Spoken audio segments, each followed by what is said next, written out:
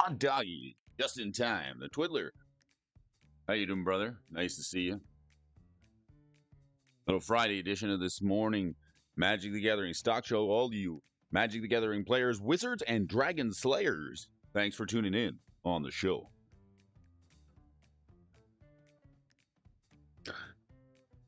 Nice to have you here with me today, Twiddler. Thank you so much for tuning in. It's Friday edition of this morning Magic the Gathering show. Appreciate everybody for tuning in here from around the world.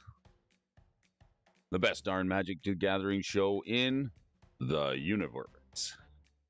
Well, I got a couple of questions for you here this morning that I gotta get to here. Do you like tracking the prices of Magic cards?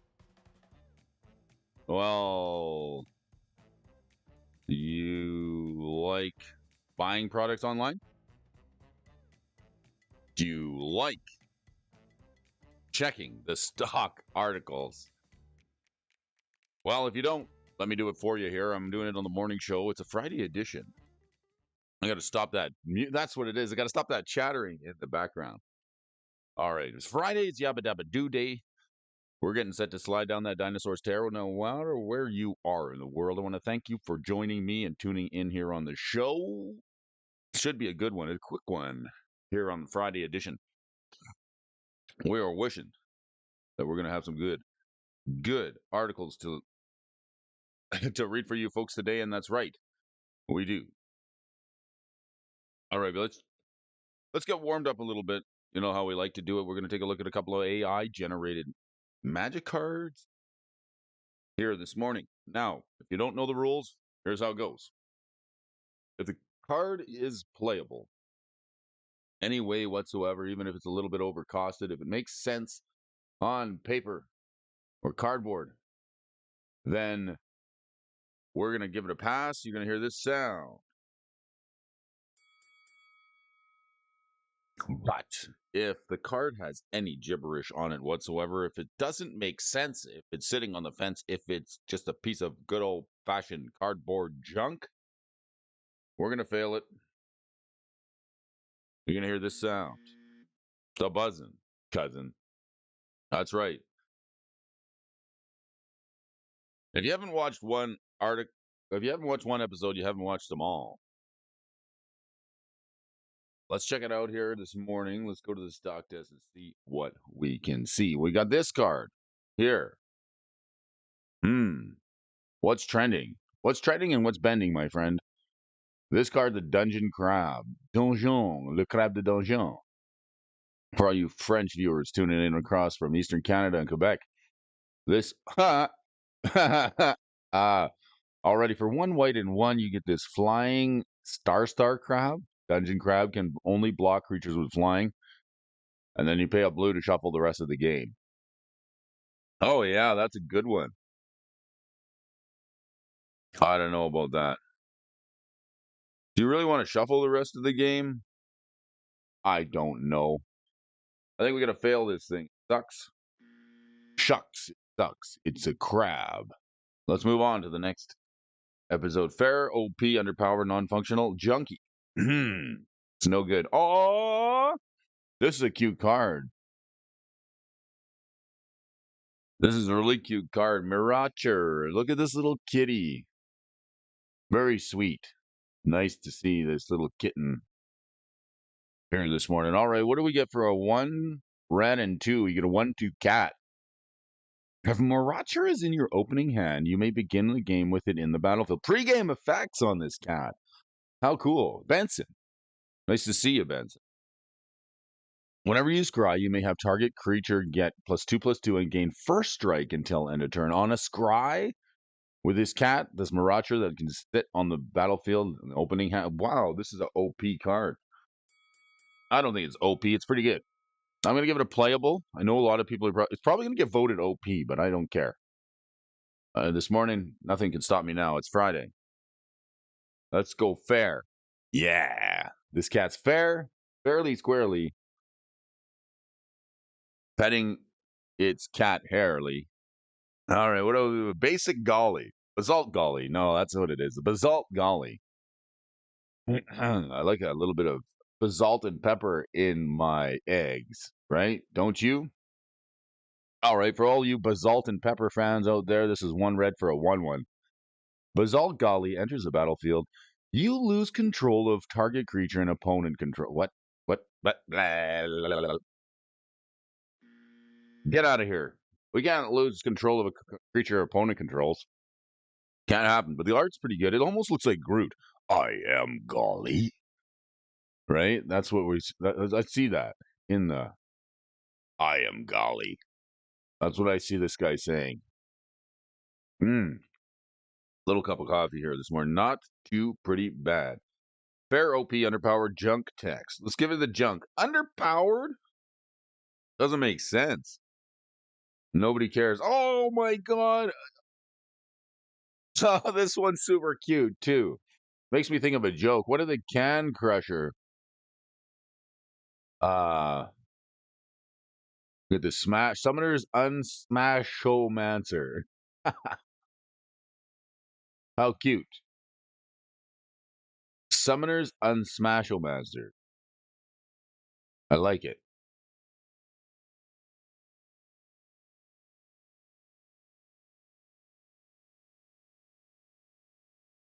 Makes me think of a job. Why did the Can Crusher quit his job? Because it was so depressing.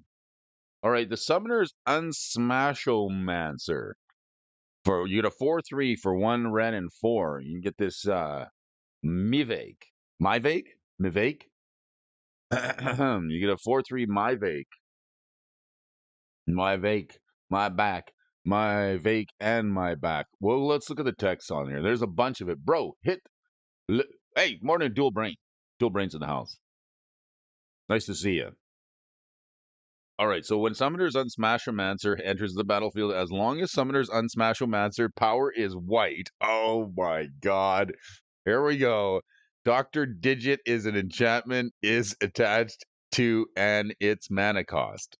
This is going to be a bumpy ride, folks. Hold on just for another minute. At the beginning of your upkeep, you may discard Summoner's Unsmashomancer. At any time, you could cost it, if it's a non-creature spell, it's still Abliang? I'm talking game pieces here this morning. That's right. All right. When you control no islands, return Summoner's Unsmashomancer to its owner's hand and pay 2 to put target cards from your graveyard on the bottom of your library. If you do, return Summoner's Unsmashomancer to owner's hand. We're talking game pieces this morning. We're talking substitute teachers. We're talking Tolarian detention centers. We're talking all the shilling and the filling that we can get with these AI generated magic cards here in the morning show. Okay, this thing's a pile of crap. It's a piece of junk. It doesn't even hold water. This thing's about as smart as a sock full of soup. The Summoner's Unsmashomancer has to fail it. It's a Mivake 4/3. Functional junctional text. A lot of people gave it OP, but I don't know. And this one here to take the change. Take the change, Brody. Take it. Take the change. I actually thought this card was pretty cool. I did peek at this one here yesterday. Yeah, dudes, we're reading AI cards. This one here, take the change. For 1 red, you get an instant that says return take the change to its owner's hand. Take the change, deal damage to any target equal to the number of spells you've cast this turn. So you pay a red and then you just get to put this back in your hand. And then it deals damage equal to the number of spells you've already cast this turn. Pretty cool. I'm sure it did piss people off at the. No, you made my day. If that means anything to you, I was like, if I tried to thumbs up that 3, 4, 5, 16 times, I would have. You need to take the change, right? Here, do you have any spare change? Take this change. I think this would be a cool magic card. I would play this, right? And then this one here, Seoring Echo. Seoring Echo, all mountains. Donzer? What? This isn't going very good anywhere. Jeez Louise. I'm gonna check the comments. It was a solid video. It was a solid video, but you gotta be a lot of people that'll run to that guy's defense because like he's so just deplorable. I can't even watch the show. It's just so cringe. You got the cringiest guest with the cringiest everything. I can't watch the show, Brain. I can't do it.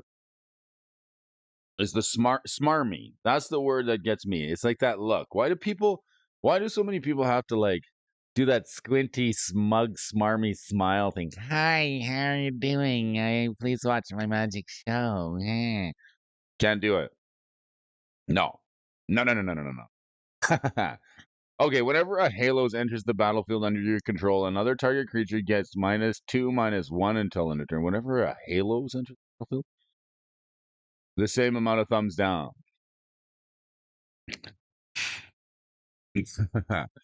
All right, let's fail this one. Let's get on some articles. Let's do something here let's want to get out of here. We don't like it. We don't like it. We don't want to see it here. We want to get rid of it. We want to do that's enough. These AI generated magic cards here this morning were just absolute crap-a-lappa. But that's okay. It's Friday. It's Yabba Dabba Doo Day. We got the dual brain in the house, Benson in the house. We got Mr. Ed over the Twiddler's place. Thank you very much. And I got some mail from Heritage Auctions the other day. I should grab it. And maybe I'll just open it up here on the live stream on Friday, see what I got.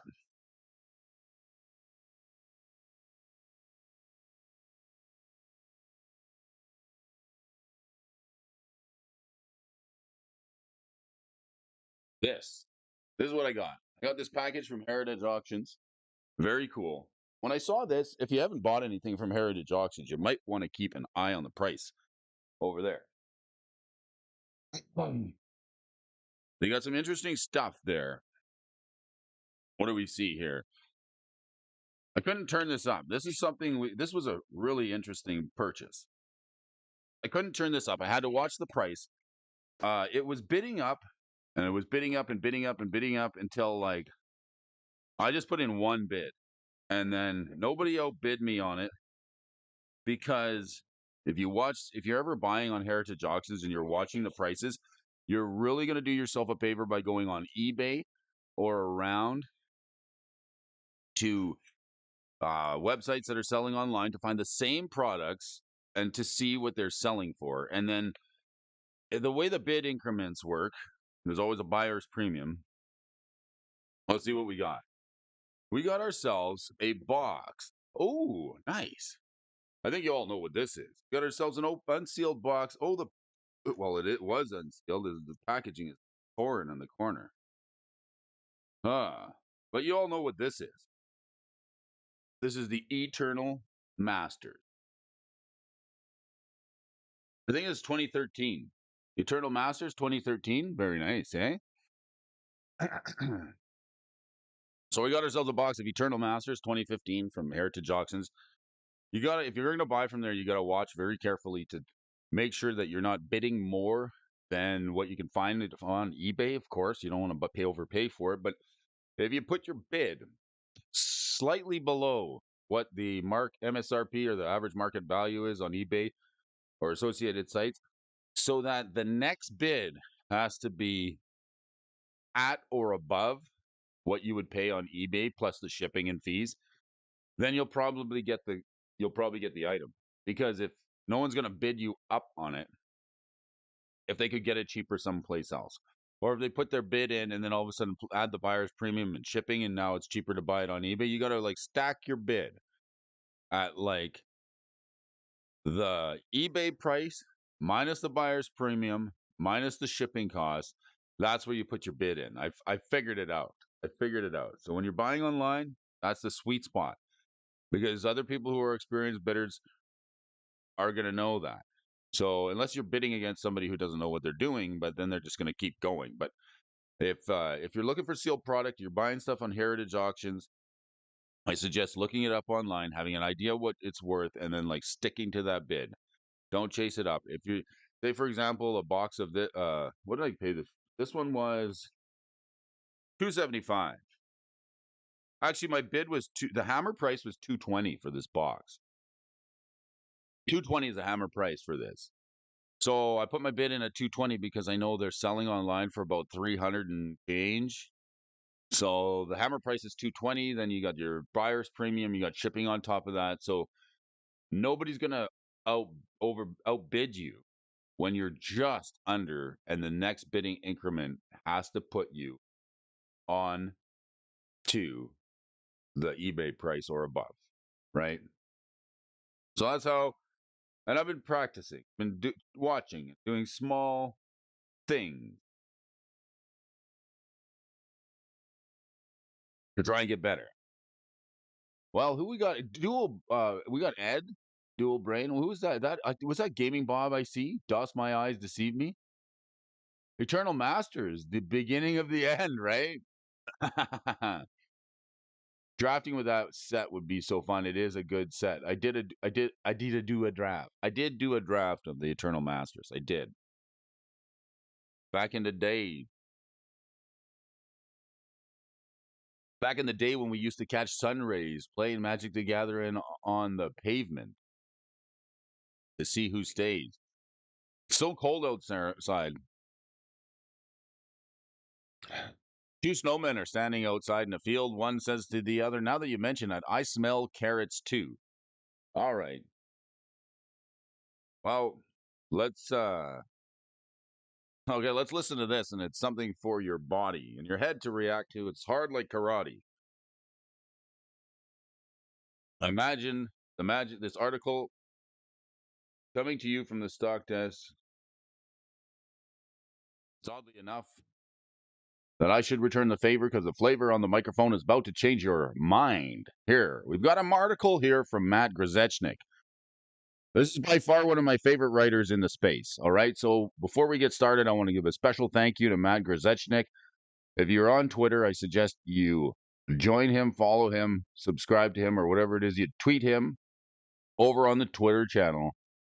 I do connect with Matt over on Twitter. He's a great guy, and he writes some fantastic articles. And him and Harvey McGinnis and Ed, I like reading your work here for the viewers at home. So let's look at this article here this morning. I like it. It's called "Behind the Scenes" by Matt Grzelczyk. Now I don't know if I'm saying the last name right, but it's a hard one because it's spelled GRZ. But "Behind the Scenes" in the New Horizons series has been featured on MTG stocks for over a year.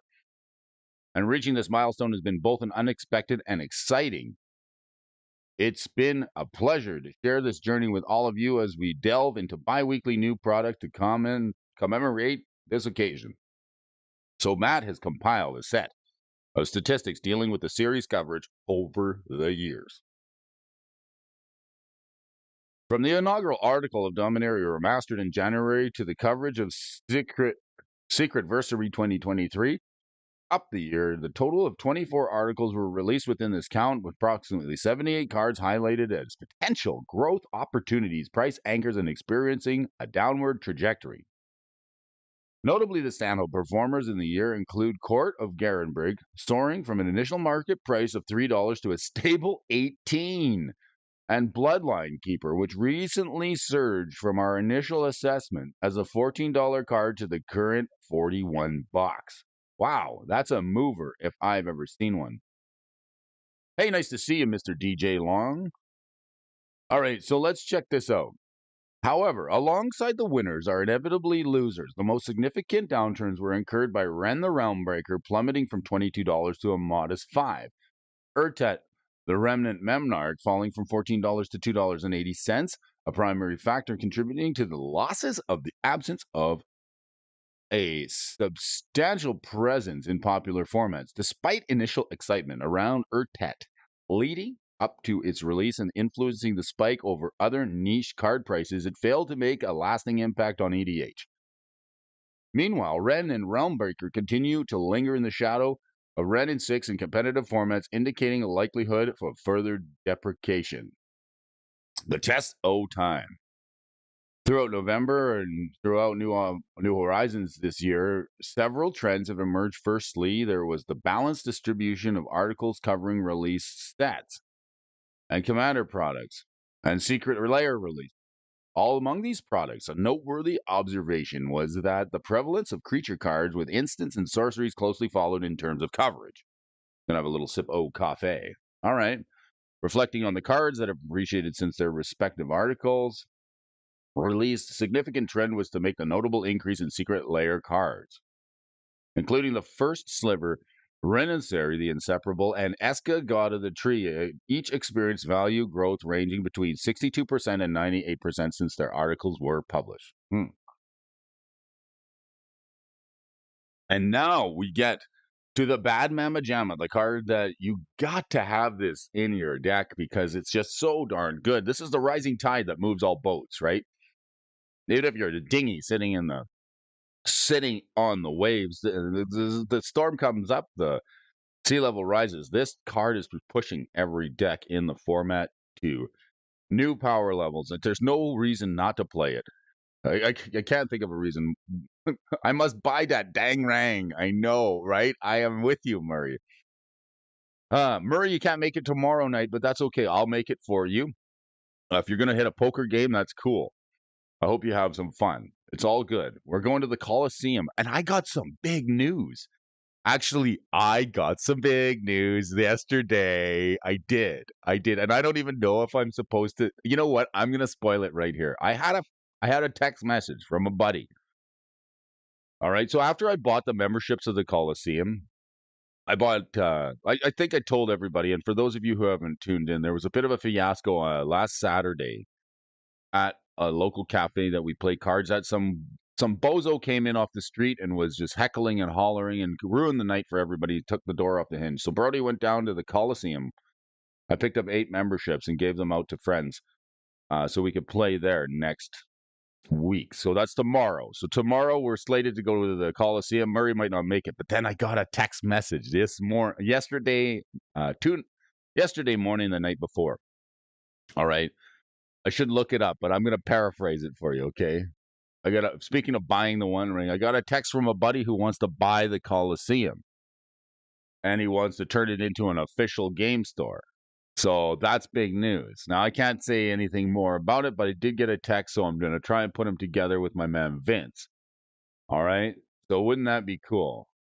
And Brody didn't crush the little man. No, there's some other big boys in the group, but no, he got arrested, and I didn't feel like getting arrested too. Yeah. All right. However, the legend for the Secret Lair series emerged as an exception to this trend. In contrast, the majority of creatures covered in the regular season and Commander products experienced a price decline. With the influx of potentially relevant creatures being added to the game, it's difficult for these cards to appreciate in value. The cards that retain values or significantly increased their momentum during the year were the undisputed staples in the format. Examples such as Clever Concealment, the Uno ring, le ring. I don't know how they say it in French, but that's what I'm going to say. Le ring. The One Ring exemplifies this as their impact and flexibility allowed them to seamlessly integrate into a wide variety of decks, contributing to their sustained value. Yeah, I blank and someone got arrested. Yes, someone got arrested last Saturday for interrupting the gameplay off the street. You ever get those wanderer inners that just walk into the local game store or the gaming club and they're just not there to buy anything? They just see people sitting at a game table playing Magic, enjoying themselves, and they can't help but just walk in. Sometimes they've been, under the influence, but this guy was just looking for a place to go off. Yeah, that happens. It's a bummer. We're going to have to start having security.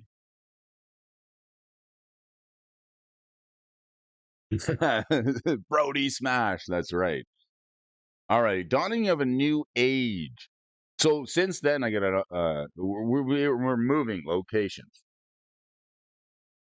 All right. The future the future outlook for undervalued cards remains uncertain as the most significant increases in the market prices hinge on a card as finding its niche in a deck as part of a sideboard. Smaller jumps in value may be influenced by factors such as popularity, media coverage, or scarcity. The one prevalent concern revolves around the sheer volume of products released annually and its impact on the cards. With many cards becoming upgraded versions of old staples and receiving specific treatments such as full art basics flooding each set, it seems that the space for growth in the game is shrinking. We got some Tabo land, some new Phyrexia land. I actually think these are all right. The overall health of Magic the Gathering has been a frequent topic of discussion, especially given the substantial changes the game has gone over in recent years. Even comparing the current state to how the game looked 5 years ago is an indeed challenging task. Introducing the Play Boosters in Murders of Karlov Manor. It represents the next major change on the horizon. With more designated card slots and a heightened emphasis on the list for each set, the number of rares coming out of these packs is set to increase.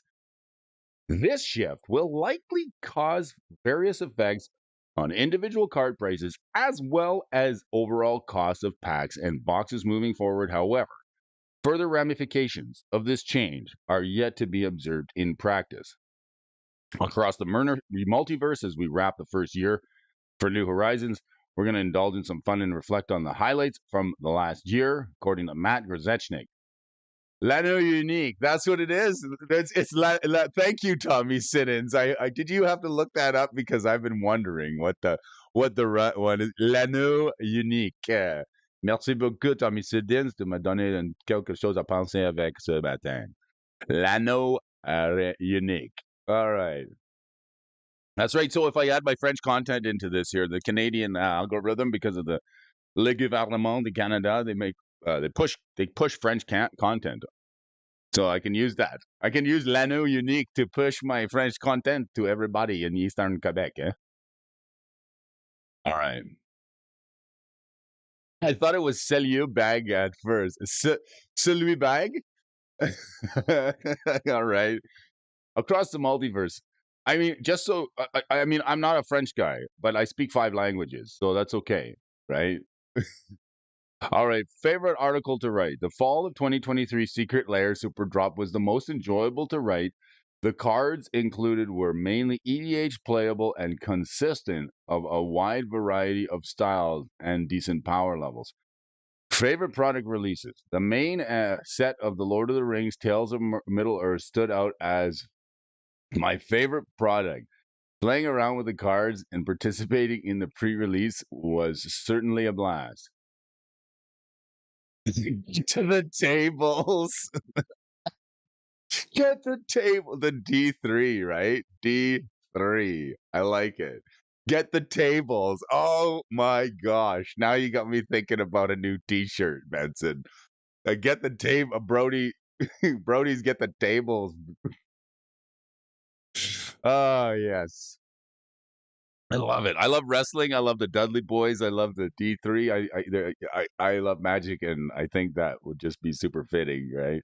Get the tables, bro, Devon.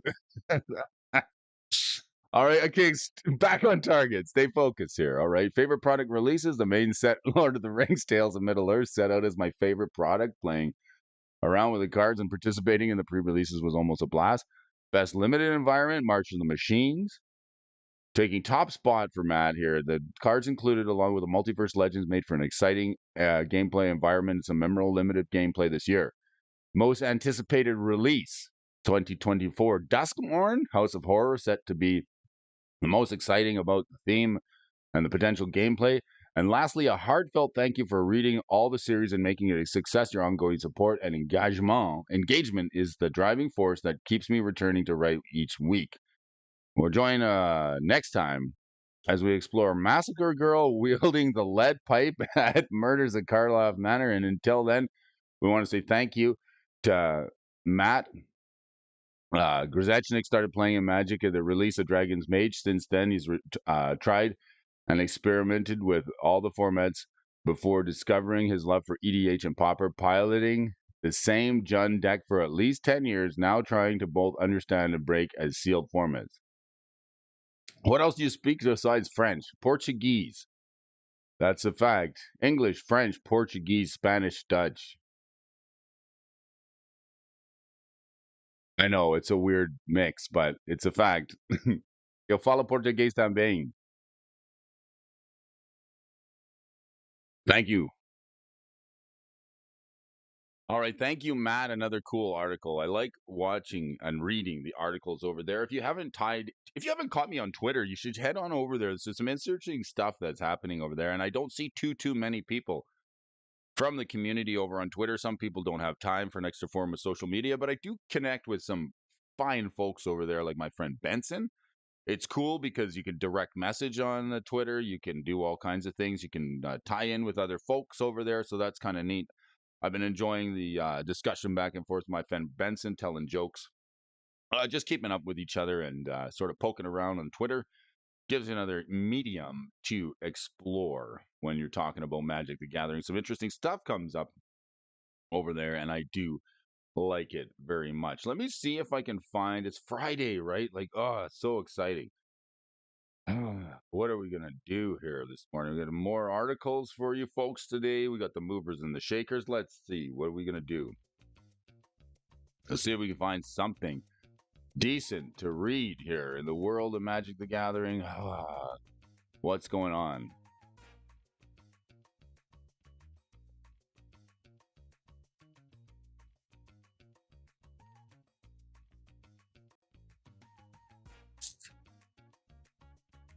All right, what kind of tea is the hardest to swallow? That would be reality. Well, the reality is of it. I don't think I'm going to be buying any of these new products this year. There's nothing that's come out that really grasps me. And that is the reality for me, okay? Let's take a look at this card here. Quick rundown on the all list for the week.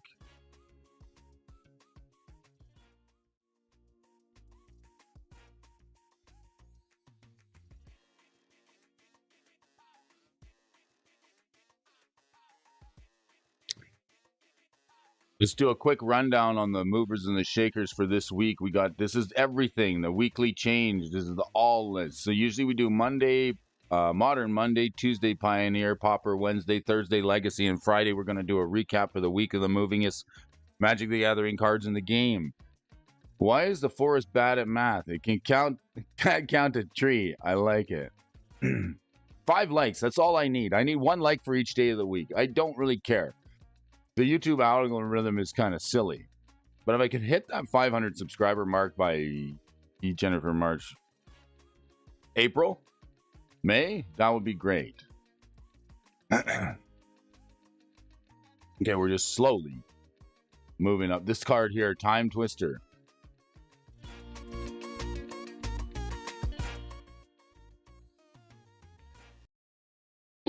All right, let's check this out. What do you got to say, TCG? Your mom goes to college. All right, come for the Magic the Gathering. Stay for the spicy memes, spicy conversation, the witty humor, the quick-witted love of the game, and the spice and the flavor and the enjoyment that is the community here on the show this morning. I'm going to hit the frappe le bouton, hit the like button. Let's go. The recap for the week. All right, this is a card that I own copies of this card here. Not this version, but I have a copy of the Time Twister, and it's something like that. I'm good. It's been beginning to blow my mind. Okay, this card is just going up so much in value. Murray says hitting the like button is the first thing I do when I get here. Love it. First thing I do is pour a cup of coffee and say hello, and hope and pray that somebody shows up to see me this morning. You see this cup I'm drinking out of here? You see the Brody Alfonso mug? Murray Cooper got me this mug. It is by far my favorite mug. Brody, well, it's one of my favorites. My favorite mug. This is the Brody Alfonso official coffee cup. I got this from Murray Cooper, and I love it. Thank you. Coffee tastes so much better. All right, Time Twister rounding the top of the charts here this morning. We got 2 versions to look at. We got the Unlimited, and we got the Collector's Edition. We're going to skip the Collector's Edition and go straight to the limited version. This is a card. I can't believe how much that mug is BDE. Well done, sir. I love it. Let's take a look. I hate to say it, but I mean, I'm going to go back in time a few years ago. Okay, like they were go back 6 or 7 years ago when I would just started to discover EDH, like Commander. And I looked at the Power 9 and I said, if there's any card in the Power 9 that's going to be sought after, it's going to be this one because this is the only one that's legal in Commander. Okay. Out of the Power 9, out of the 9 power cards on the reserve list, this is the only one that's Commander legal. And I can't, like, it's expensive now, but I think it's just going to keep going. Okay. So this card costs you 1 blue and 2, and it says set it aside into a new graveyard. This is the original wheel effect, right? You want to draw 7 cards? This does it. Set it aside into a new graveyard. Shuffle your hand library and graveyard together into a new library and draw a new hand of 7 cards, leaving all cards in play where they are. Opponents must do the same. So this is especially good in EDH when people play from the graveyard. This can get rid of graveyards. It shuffles them back into people's decks.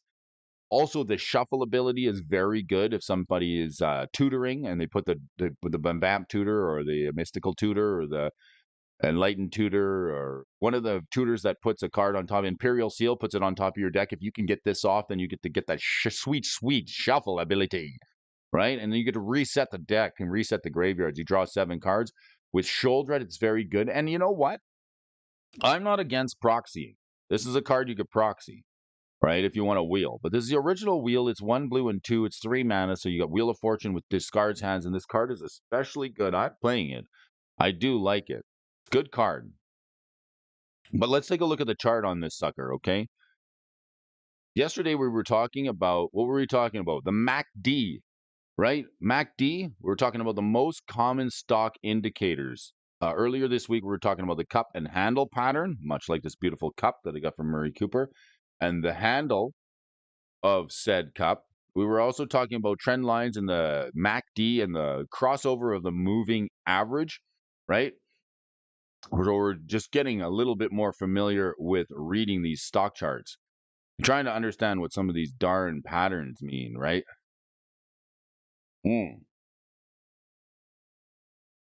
Convergence, divergence, different ways of reading charts. So let's take a look at this chart and see if we can take a play out of the stock market guy's playbook. Buy low, sell high, that's my motto. I may just quit my job at the power plant and become a full-time stock market guy. Sell high, that's my motto. Buy low, sell high, that's my motto. Oh, sorry about that. They got a little happy on the buy low, sell high. Let's see here. What can we add to what do we want to discuss and add to our stock trading jargon? The ADX. Could do the ADX today.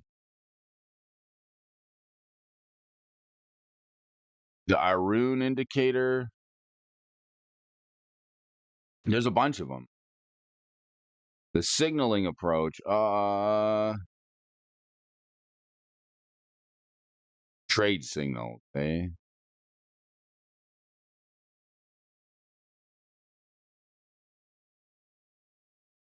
Okay, well, let's take a look at the chart on the Time Twister anyway. This thing is just about $6,300 for an unlimited version. It's just been expensive. When did this thing explode? Not 2017, not right here.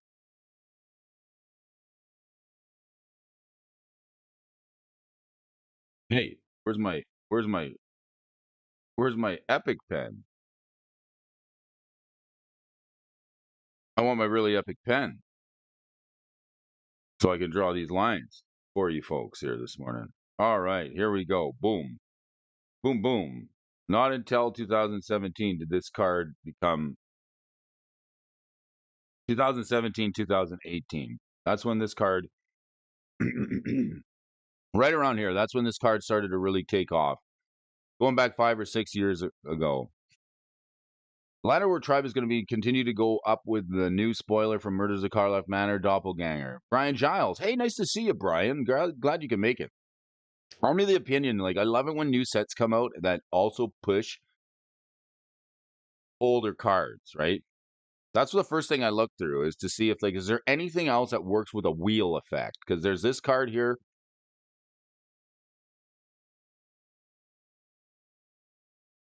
That feeling that you get when a counterspell a $10,000 card with a $2 one, hee hee, right? That's just the way it is. Sometimes you get countered. Sometimes you get punished. So here's where this card got pretty expensive. Now, me, myself, and I was asked to write an article over on the Patreon. And if you haven't joined me over on Patreon, you can join me and become a patron. There is a free option to join the patron. If you don't want to play the Time Twister, you can always get this memory jar. This is one of my reserve list picks. I like this card. This is another wheel card. Got my unlimited copy for my Power 9 in 2019 for $1,300. Well, I'll do you one better. I paid $1,250 for mine in 2017. So right around there, right? Yes. And it's kind of hard. You got to hit the road work time. Okay, be safe out there, Murray Cooper. Thanks for tuning in, buddy. Stay warm and enjoy your day. May the sun be on your face and the wind at your back. Can't do the show without you, and we'll talk to you soon, okay? Here's another wheel. This is a colorless wheel. 5 mana for this sucker, right? People were asking me, Brody, what's your best pick? What are your high-end reserve list card picks? This card. And I write about it a little bit on the article over at the Patreon. I wrote about it a little bit.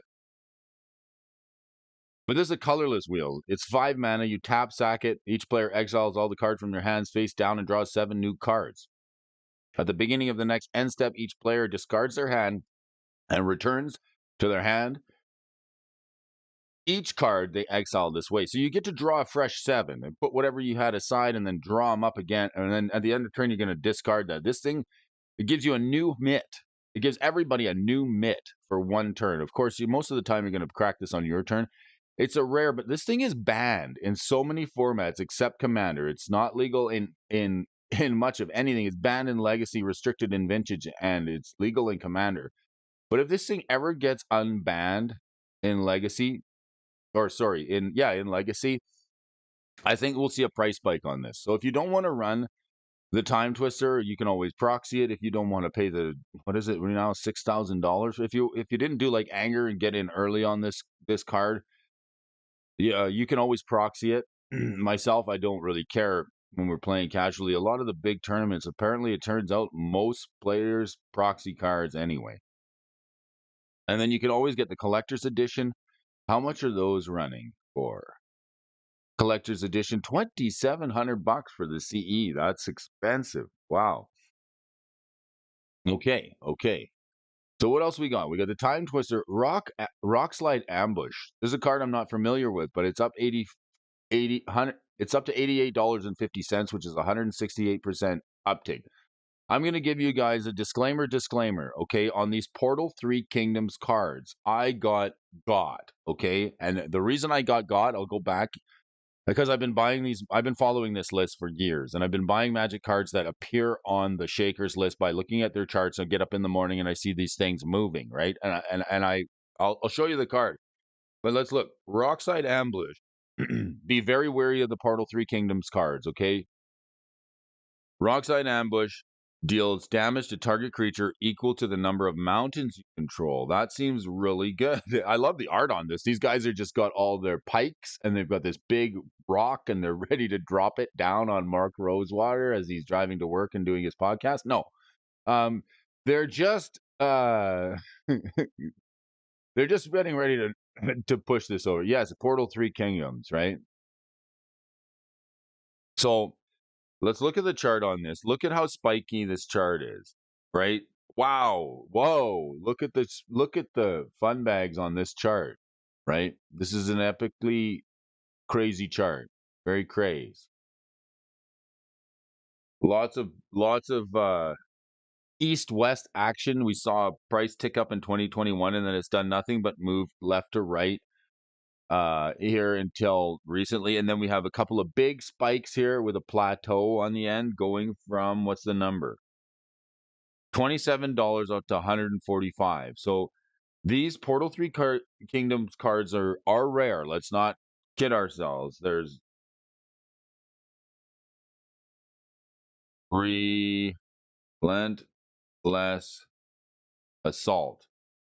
So I just want to, if I've had a bad beat in Magic the Gathering, I'll tell you about it. And this is the thing: you get up in the morning and you see this card that we're looking at, Rockside Ambush, spiking in price to $150 or $184. So then what you do is you go out and you're like, I gotta find a copy of this card if I can get it for cheaper. Here's another card, Relentless Assault from Portal 3 Kingdoms. Now I get it; it's a rare print run. It's a print run. This is an introductory set in another country that was used to introduce Magic the Gathering to more players.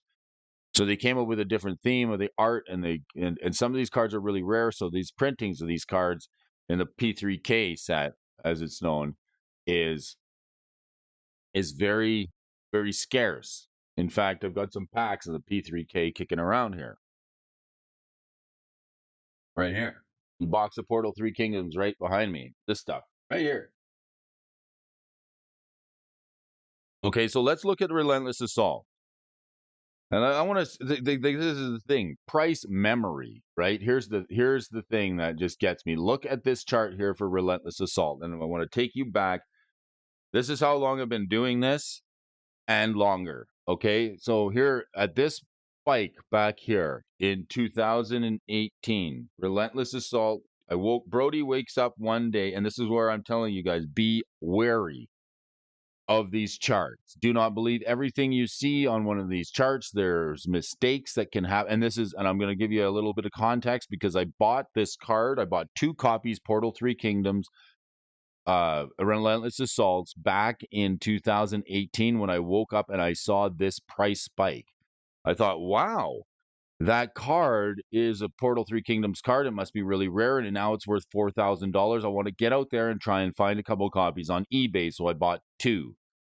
And I don't even want to tell you what I paid for them. Okay, it wasn't $4,000, but it $1,000 a copy. Okay, bought 2 of them.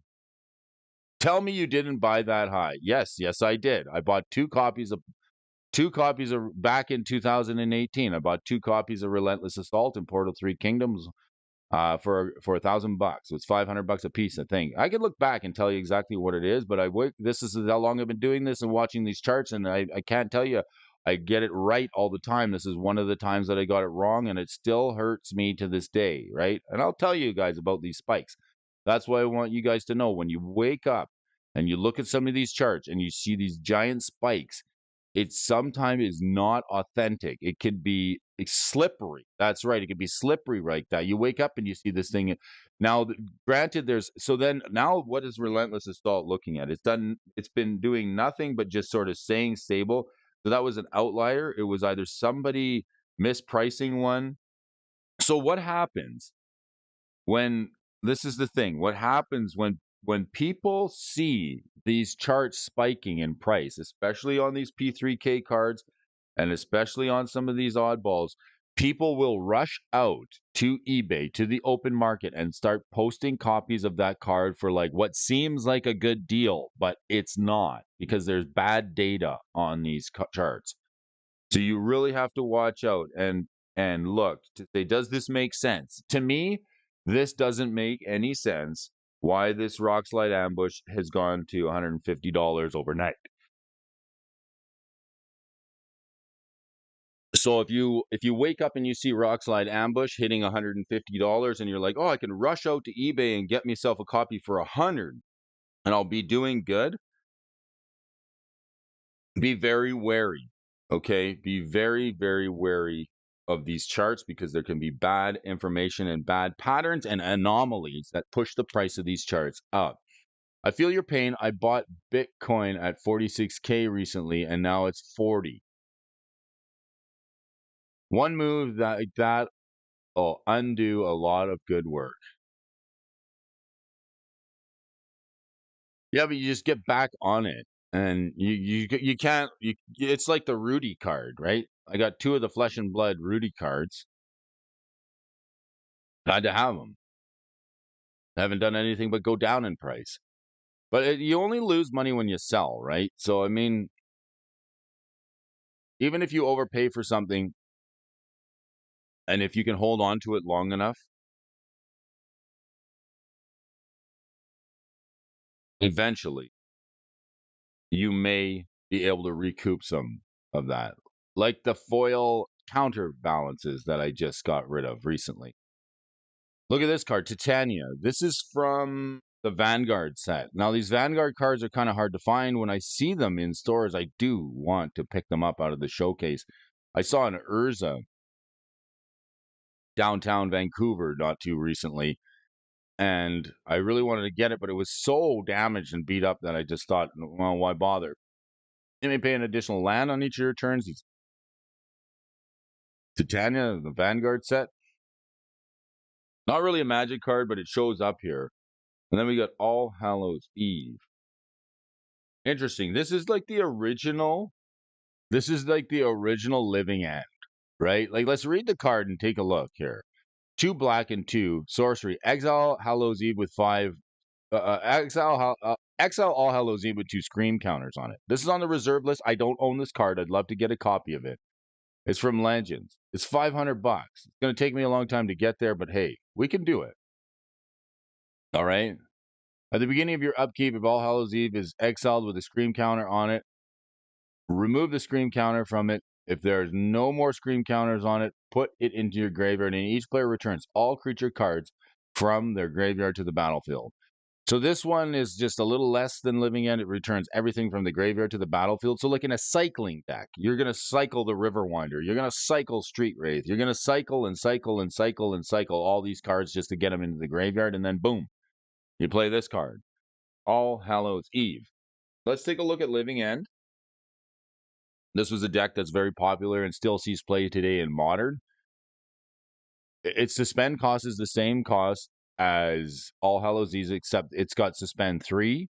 And then the scream counters on All Hallows Eve, it's a little different than the suspend counters, right? So rather than cast this card from your hand, you pay 2 black and 2 and exile it with 3 time counters on it instead of 2 scream counters. Now, this one's a little got a bit more of an upside than the All Hallows Eve because it kills the board and puts everything into play from the graveyards. At the beginning of your upkeep, remove a time counter. When the last one is removed, cast this without paying its mana cost. Each player exiles all creature cards from their graveyard.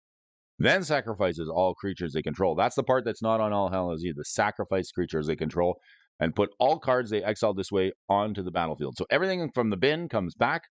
This is also popular in Modern, so you cycling decks. That's the best and easiest and quickest and cheapest way to get things into the graveyard, like the 5/5 stripe Riverwinder with Hexproof, the Street Wraith, anything you can cycle and drop into the bin. This is going to get it back. In fact, it's all, and you're just counting on you having more in the bin than your opponents, and then you just get rid of all their stuff, right? So All Hallows Eve sort of does that, except it brings back everything from the graveyard, doesn't wipe the board. But again, if you're trying that type of synergy, maybe in a CEDH deck, this might be another option for you because you can only have a single copy of every card and you want that same effect more than once. Let's take a look at this chart here. This thing was topping out in price at around just over $1,000 in November, right around Strixhaven. It's going to continue to move downward for the next foreseeable future. The Bitcoin is actually a pretty good market indicator of a bearish or bullish market, right? We're seeing the Bitcoin move. I don't want to talk too much about crypto on this channel because I'm just waiting to see what's going on. You know it. All cards are pretty funny. I dig it. AI cards. Nozzles. What's up, bromies? The hot dice in the house. Want to roll some hot dice?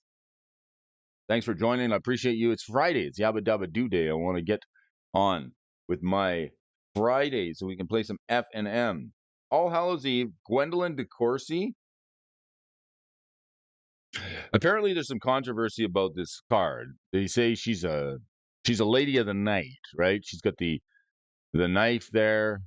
She's a Grixis. Target player discards 1 card from hers or her hand at random. This power may only be used during your turn. So the Grixis legend here.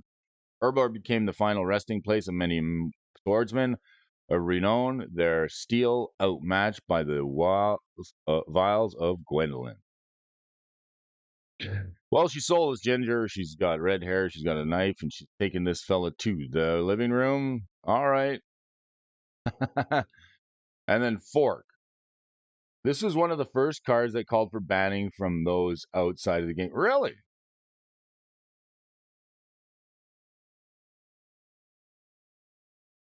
was one of the first cards called for banning from those outside of the game. Really? Yeah, I can't stand that. Stay out of my game, right? Stop banning cards.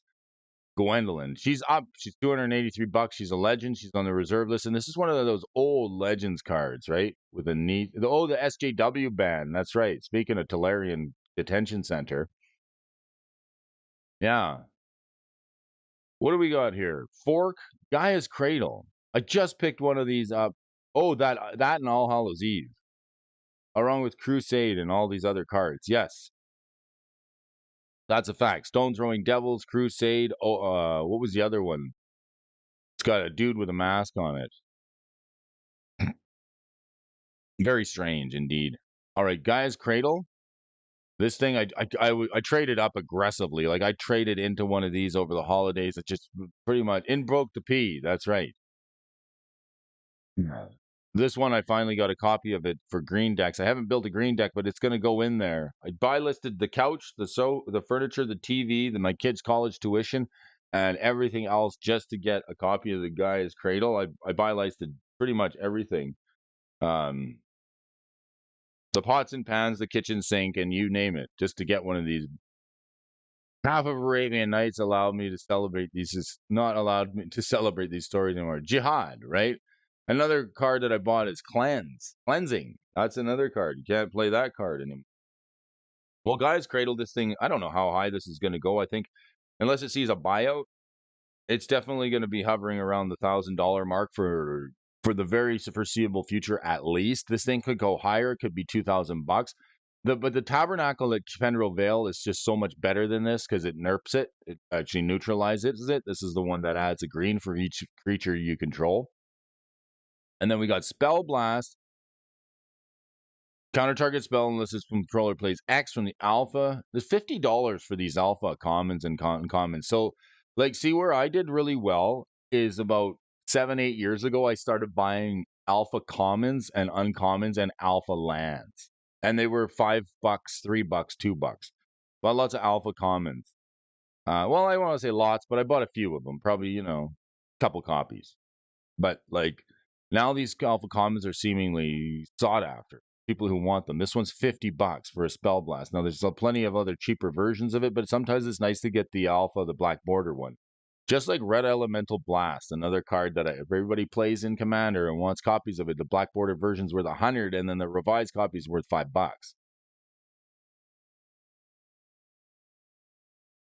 Trumpy is going to ban P3K cards that came from China. All right, and what else we got on here? The White Knight. All right, it's the Knight. I like it. These are your movers and your shakers for the week, okay? Some alpha commons and uncommons. This one happens to be a rare. I believe the White Knight is a rare. The human. No, it's uncommon. This thing always fetches a pretty penny. I need to get the White Knight and the Black Knight. It'd be nice to get a copy of each of them. Very cool. Well, it is Friday. It's Yabba Dabba Doo Day. We are just getting set to slide down that dinosaur's tail. And wherever you folks are, I want to thank you for joining me here on the morning show. I appreciate each of you. What do you call a boomerang that doesn't come back? A stick, right? All right, yeah, so those are your movers and the shakers for the week. Time Twister at the top of the pile with 2 copies up there. The Gaia's Cradle. We also got some commons and uncommons from Alpha. If you can always find those commons and uncommons for the cheap $5, $10 mark from Alpha, the early printings, you're going to do yourself a favor because long term they're going to go up. We saw some P3K cards on the list, spiking and diking in price, and you want to watch out for those because some of those spikes can be just bad indicators. They can send you over the moon and put you over a barrel, just like Brody Alfonso did in 2018 with Relentless Assault. So watch out for those. Stay away from those unless you really know what you're doing. Don't FOMO into any P3K cards thinking they are a good deal because the price go up on charts. Charts can be wrong. Charts can be very misleading. So study those charts with me and talk about them on the morning show. Get to know some patterns and turn out to find out what false indications are so you can identify some of these problems before they get you good. I like it. I got one more article for you folks tuning in at home. I love to hear you guys chattering in the comment section. Thank you. There's 11 people here this morning. Brian Giles, Dual Brain, the Murray Cooper. We got the Benson and Friends. We got the Mill Master. We got all the folks. We got the TCG Dude, Twiddler from the Twiddler Space, Mr. DJ Long, and all you folks watching at home. I appreciate you. Hot Dice, Brian Giles, and anybody I missed on the stream. I can't say it. Peace, love, and happiness to all you folks. I have a fine Friday. Let's look at one more of these magic cards here, and I want to thank you for joining this Friday morning with me. One more article for you folks, fine folks in the world of Magic the Gathering, tuning into the face and tuning into the place. Let's take a look here. Insane 15 card draw spell headlines new Karlov Manor spoilers. And Gaming Bob.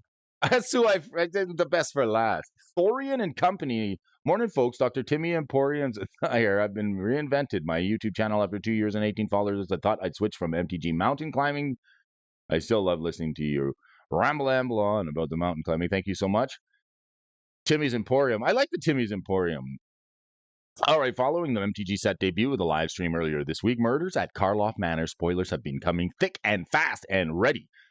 We've seen a plethora of some awesome bombs that are sure to see multi-format play as casual as usual. These have arrived alongside with oodles and noodles and exciting new commander decks and cards and bards that are begin to be brewing with. Singing and flinging cardboard in the rafters, this is some of the cards that you're after. While we've already seen more than enough to be excited about in just 2 days, Wizards has stopped there, combed their hair, and pulled out the commons and added some rares. With more spoilers being revealed every day, Murders at Karlov Manors keeps coming that way. It keeps getting better and better for Magic players, and this is the article for all the reader sayers. Between insane card draw engines, potentially format wiping staples, and a powerful new tutor, there is no end to this site's delights. And let's take a look at the Pride of the Hull Clade. All right, of course, more cards with pride on them. I'm sure this will find its way on the front page of the Tolarian News. This spell costs X less to cast, where X is the total toughness of creatures you control. It's got Defender, a 2/15 for 10 and a green. 2/15 for 10 and a green. What do you mean? This crocodile elk turtle, legendary creature, makes a hurdle to jump over with a big butt like that of 15. Pay 2 blue and 2 until end of turn target creature you control gets 1/0 and gains whenever this creature deals combat damage to a player. Draw cards equal to its toughness.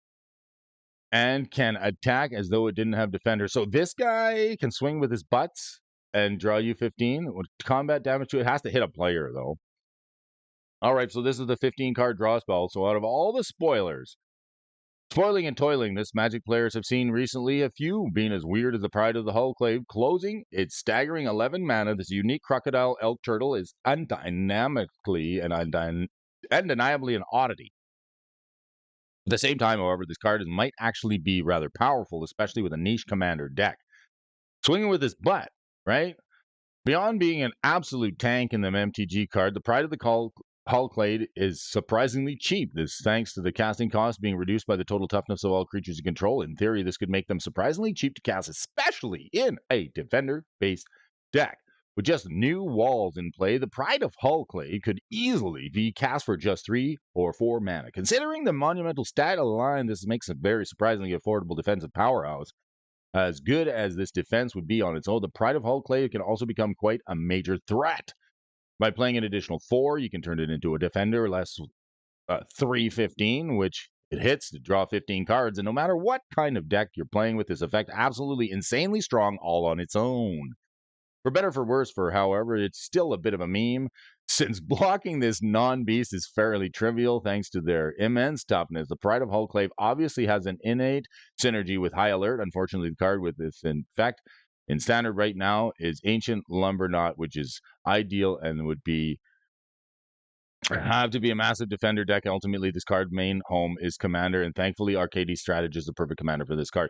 You know what card I absolutely think of right away is this card, Tawno's Wand.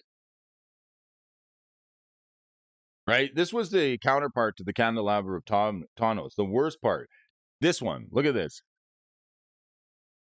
Target creature with power 2 or less can't be blocked this turn. Okay, here's an artifact. This one costs 4 mana, pay 2, tap it. Make your make your thing, make your silly elk crab guy unblockable, then use his ability. So Tano's 1, you throw this down, you make him unblockable, and then you just put the 2 blue and 2 on it, and then he gains 1-0, and now it's unblockable, and you can draw 15 cards. How about that? There's your tech for this card right there. And there's plenty of cards that say target creature with power 2 or less.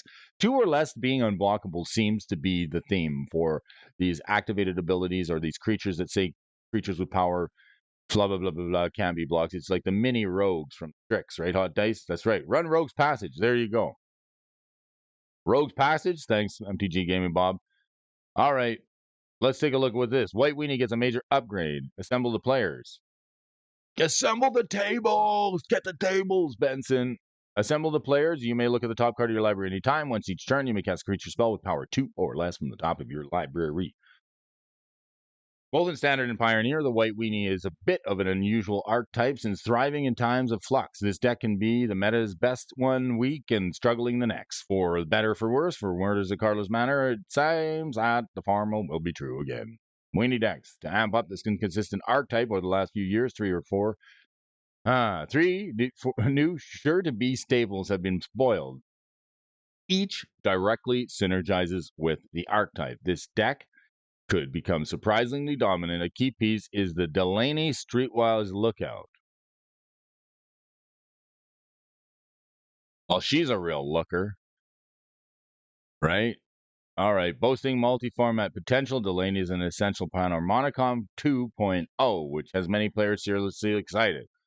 We're so excited about ourselves, in fact, that we've written an article about it. Oh dear, oh Delaney. It's as good as Delaney is, and the only trick that white players will get to enjoy anytime soon. Anything allowing you to play 2 drops from your library. The players have obvious potential both in White Weenie decks and new Bant Toxic decks. Assembled players could come to the go-to draw engine. Admittedly, once per turn doesn't cause rain on this parade a little bit. However, Assemble the players is nothing, nonetheless, quite strong. This brings out your big butt turtle from the top. It does, Brian. Nice. Yes, it gets the big bum turtle right to the top of the deck, right? Do white weenies like big butts? I mean, it's potential. I see another spoof video coming up. To add another 2-drop in the mix, Murders of Carlos Manor also includes Unyielding Gatekeeper, unable to exile the opponent's threat. Bounce one of your own creatures. This removal option is definitely powerful. Unfortunately, to get this removal ability, there's a chance of playing Unyielding Gatekeeper Disguise first. Thankfully, since Disguise only costs 3 mana, this cost is hardly insurmountable, even if it does delay playing them. As the related benefit, Unyielding Gatekeeper can be disguised off the top of your library with the Assemble the Players. Interestingly, this works with every disguise and morph card. And then the terrific new tutor, Analyze the Pollen, a sorcery speed tutor. As an additional cost to cast this spell, you may collect Evidence 8. Exile cards from the total mana value 8 or greater from your graveyard. Search your library for a basic land card. If evidence was collected, instead search your library for a creature or land and reveal that card and put it into your hand. Okay. It's only good if you've got 8 CMC in your deck. But Dunkadunk, right? Big Dunkadunks.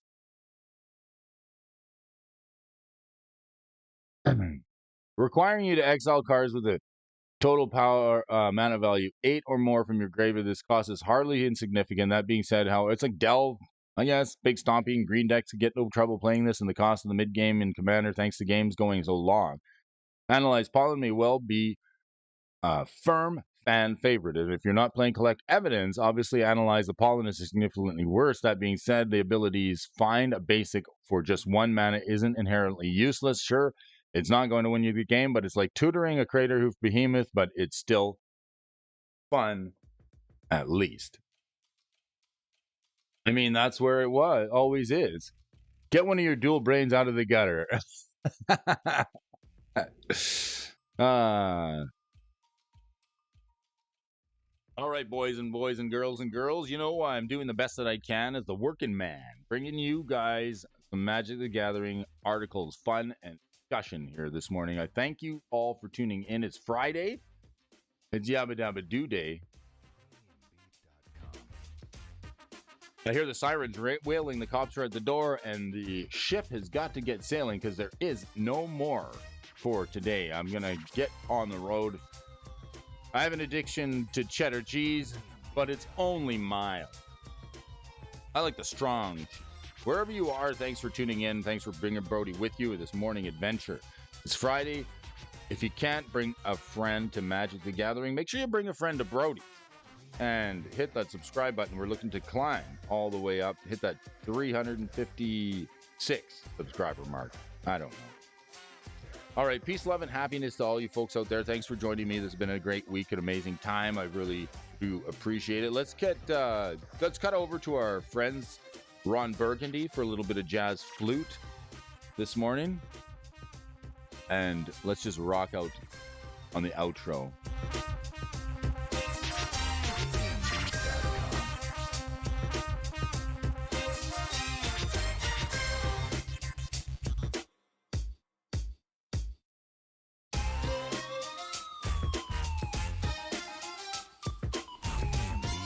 Set scale, broskies.